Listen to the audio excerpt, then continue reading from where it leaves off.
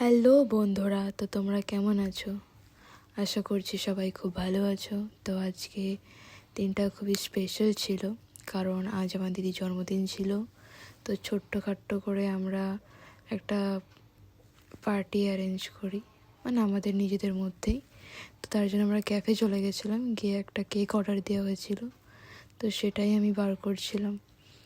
তো কেকটা প্রথমে আমি আস্তে আস্তে ওটা ওপেন করার পরে ওটা রেডি করার জন্য ওটা খোলা হয়।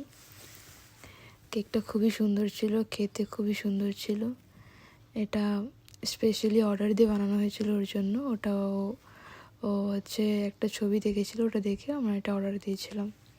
তো সেম টু সেম দিয়েছিল প্রায়। খুবই টেস্টি ছিল।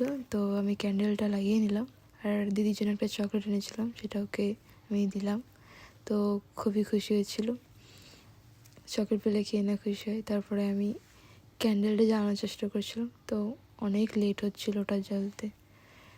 তারপর ওটা যখন জ্বললো, আমার ভাগ্নে খুবই মজা পেয়েছে। তো আমরা খুব মজা পাচ্ছিলাম, হাসি খুশি খুব এনজয় করছিলাম। তো তারপর আমার দিদি বললাম কেকটা কাট। তো কেকটা কেটে ভাগ্নেকে খাইয়ে দিল, আর আমাকেও খাইয়ে দিল। তো আমি ক্যান্ডেলটা সাইডে সরিয়ে দিলাম, নাহলে ওটার নোংরাটা থেকে যাবে। তো যাই হোক, কেক টেক কেটে খাওয়া দাওয়া কমপ্লিট হলো। আর আমার ভাগ্নে বার্গার খাবে বলছিল, আর বদমাইশি করছিল বার্গারটা নিয়ে। আমরা ওকে নিয়ে খুব মজা ঠাট্টা করছিলাম। তারপরে ও কোল্ড কফি খাবে বলে বায়না করছিল, তো সেটা ওর খাওয়া হয়ে গেছে। লাস্টে সেটা ঠান্ডার জন্য আমাদেরই খেতে হয়েছে। তো ফাইনাল আমাদের ডিনারের মেনু চলে এসেছিলো।